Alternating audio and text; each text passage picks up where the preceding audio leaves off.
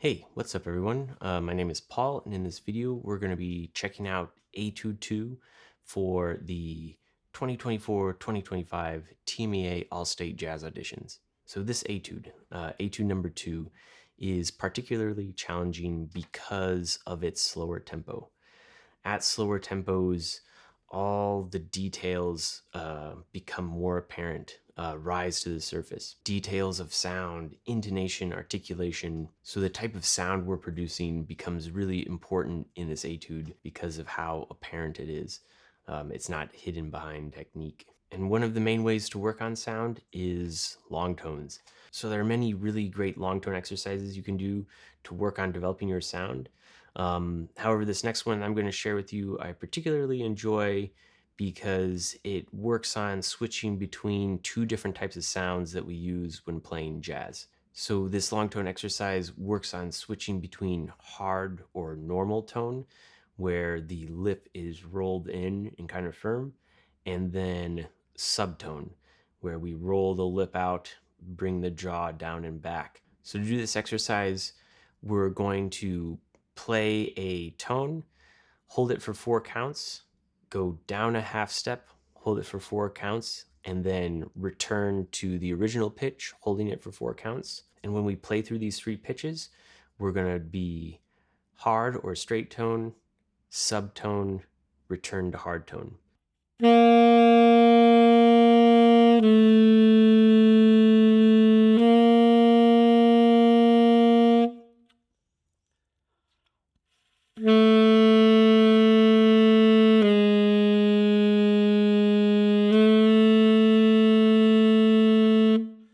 And as we're working our way down, we want to be thinking about making the shifts very clean and that the pitch is staying stable when we transition between the two tones, and that our voicing is not dropping too much. We're not losing the focus of the sound on the subtone.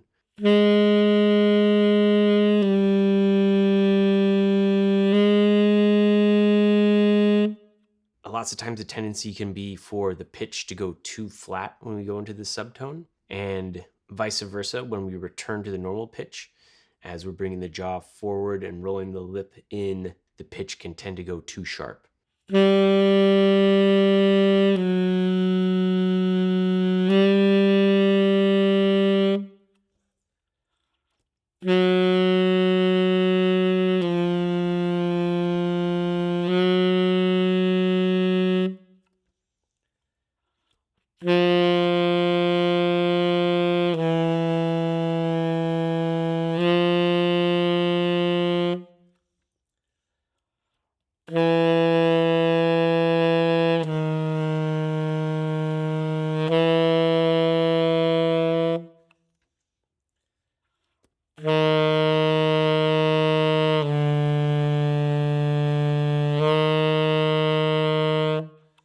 We want to make sure that the corners are staying engaged, and that will help with keeping the pitch stable and the focus to the sound.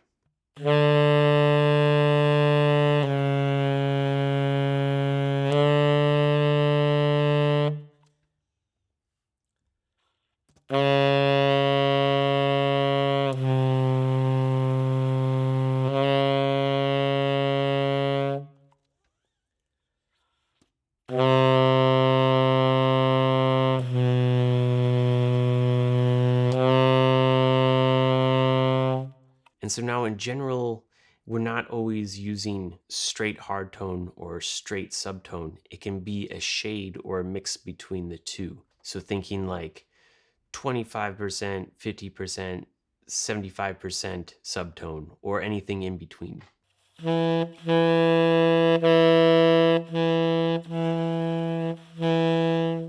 So when applying this to this etude, we're going to be shifting between many different amounts of subtone to provide and create different shades of color as we are playing. And then also adjusting how much subtone we're using depending on what register that we're playing in the etude. So just note, when you're using subtone, generally the higher you go in the range of the instrument, the less that you can use before the sound starts to cut out or not speak clearly. So for example,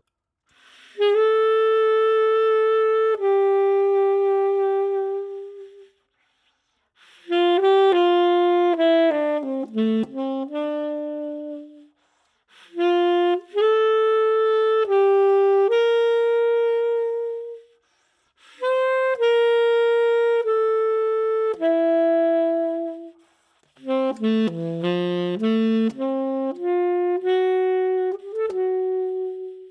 this is also where listening becomes very helpful.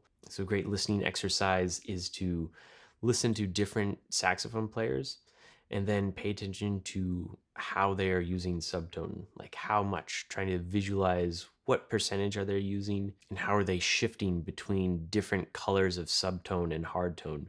Comparing the ballad playing of Dexter Gordon, John Coltrane, and Michael Brecker to see how they're using these sound coloring devices differently to get a sense of, what is possible and a way to better understand how your favorite players are getting the sounds that they're getting. Yeah, so if you have a player whose tone you really enjoy or who you really enjoy listening to them play ballads, please leave a comment down below because, yeah, the more we are all listening, the better.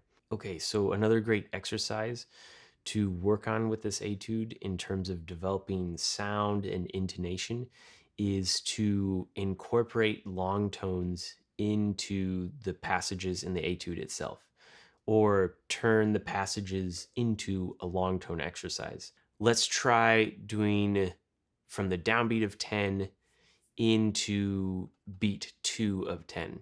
So the E, B, and A.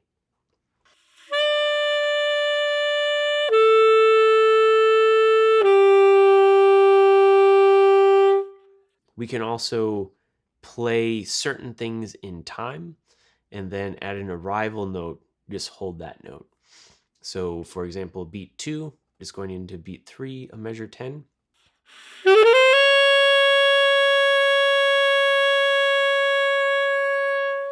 And then we can also add in dynamic layers to this. Practicing playing our integrated long tone exercises, both loud and then soft, because the tendency when we play quiet is for the embouchure to collapse in or our air support to go away.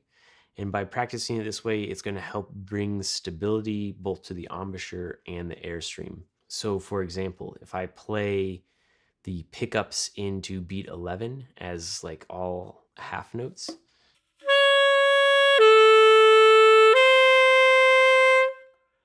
and then playing it quietly, trying to maintain the focus and support to the sound.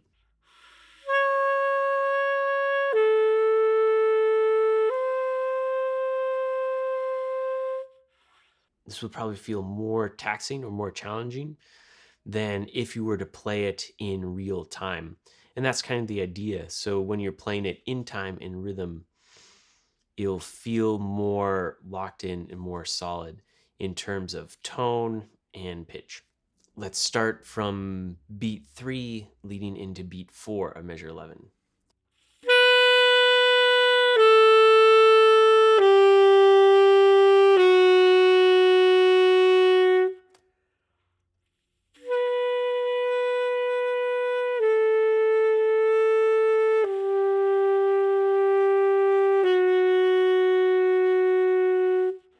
Okay, and so these exercises can be applied to any part of the etude where you want to work on intonation or tone. Another thing we want to be really aware of in this etude is melodic direction, or where phrases are leading to. And a lot of times in this etude, figures are moving to downbeats. And so when practicing this melodic direction, just isolating individual beats and making sure that you can feel the figure moving to the next downbeat.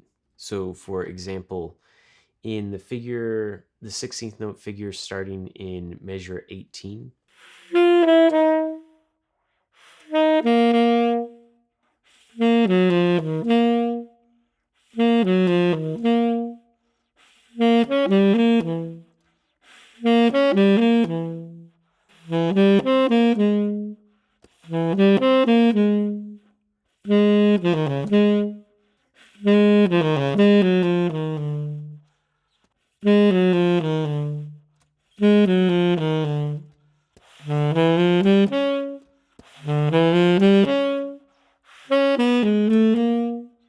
and then trying to build up bigger phrases from here where we're following the direction of the line, trying to bring out the shape of the line.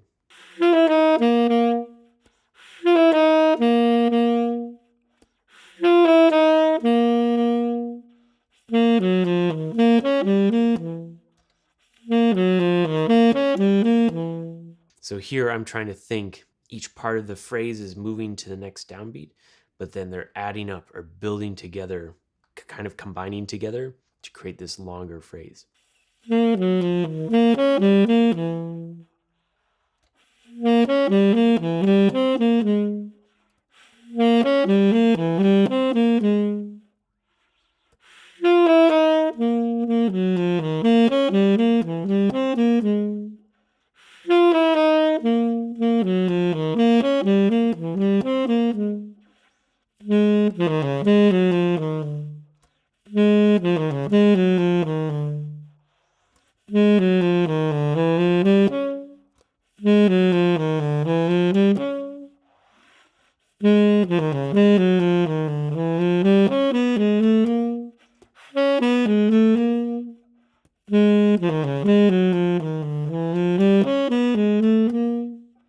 Another aspect of phrasing this etude is the use of sequence.